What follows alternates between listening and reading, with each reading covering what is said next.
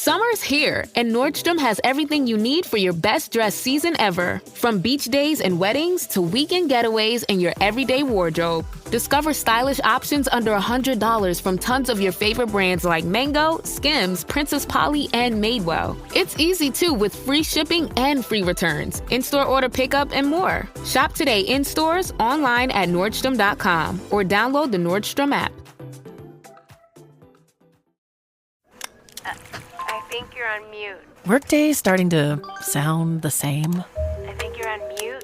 Find something that sounds better for your career on LinkedIn. With LinkedIn Job Collections, you can browse curated collections by relevant industries and benefits, like flex PTO or hybrid workplaces, so you can find the right job for you. Get started at linkedin.com/jobs. Finding where you fit. LinkedIn knows how. This is Optimal Relationships Daily, Transforming Criticism into Wishes, a Recipe for Successful Conflict, by Kyle Benson of Gottman.com. In the heat of an argument, it's far easier to say what we don't want than what we do. Stan Tatkin, the founder of the psychobiological approach to couples therapy, proposes that people are better built for war than love. Sometimes it seems that way. We say, "Stop being so sad," instead of, "I wish you would tell me what's making you sad." Or, "You're always neglecting me," instead of, "I feel really lonely and need your attention." The problem with expressing needs in a negative way is it comes off like criticism. Despite what some people say, there is no such thing as constructive criticism. Criticism triggers a person to become defensive and protect themselves from an attack, which blocks the resolution of a conflict. It doesn't matter how much trust and intimacy there is in a relationship, it's still nearly impossible for someone to listen to a personal attack without becoming defensive. This is true even for very happy couples. As witnessed in Dr. Gottman's Love Lab, on the rare occasion that one happily coupled partner began a complaint with criticism, the other partner became defensive. For conflict conversations to succeed, you must state your feelings as neutrally as possible and transform any complaint about your partner into a positive need. Doing this for your partner is the equivalent of creating an instructional guide to winning and keeping your heart. It's important to note that the negative emotions that lead us to blame or criticize are often signposts of what we value most. Think of a negative emotion as a clue to your hidden wish. When you express that hidden desire directly, you're more likely to make that wish come true. For example, hidden underneath anger may be feelings of loneliness. When you become aware of that loneliness, you can ask your partner for the things that you need to feel more connected. In the weekly State of the Union meeting, Dr. Gottman has discovered that partners need to attune to each other before problem solving. After witnessing thousands of couples fighting, he discovered that the masters of relationships did one powerful thing. They transformed their criticisms into wishes. This is the second T in Dr. Gottman's Attune conflict resolution model for couples. The courageousness of wishes. Blaming our partner or hiding our feelings by criticizing is easy. Speaking our feelings and fears requires a willingness to be vulnerable. Often this vulnerability is mistaken as a sign of weakness, but that couldn't be farther from the truth. Vulnerability is courageous.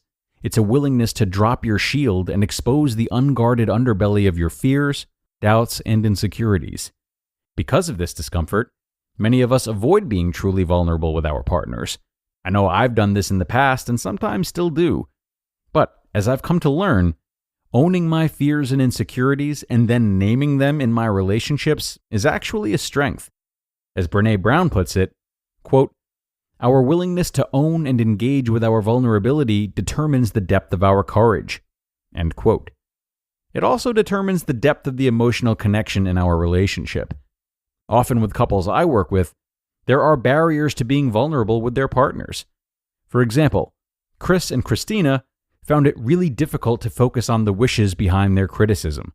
They were fighting over when to have a child. Christina was ready to make the leap into parenthood, but Chris was not sure it was the right time. Christina would get so angry and leave the room when they would have a fight. This hit Chris's raw spot and upset him. In their State of the Union conversation, all he wanted to say was, "You're such a baby. You interrupt me and then walk out of the room, which makes me feel like the bad guy. No wonder I don't want to have a baby." But by owning his feelings and taking notes during their conflict conversation, he was able to turn his criticism into a wish. "I want to be able to speak with you about how I feel about having a baby right now without you leaving the room or getting upset with me before I'm done talking." When Christina had the floor, she also made adjustments. Instead of saying, "You're out of control, whenever we disagree you turn into a bully, anyone would get upset and sprint away from you," she said, "I want us to discuss issues calmly without either of us raising our voices. That's what I need to stay in the room and truly listen to you." Do you see how being vulnerable can transform your relationship and help you get your needs met? It's also important to not wait for conflict to happen to be vulnerable and express wishes in a positive way. Pay attention to ways you can proactively be vulnerable with each other outside of heated conflict. For example, by saying, "Please slow down your driving so I can feel safe," rather than "You're driving like a crazy person, slow down," you give your partner an understanding of why you're feeling the way you are, rather than blaming them for what you're feeling. You just listened to the post titled, "Transforming Criticism into Wishes, a Recipe for Successful Conflict" by Kyle Benson of Gottman.com.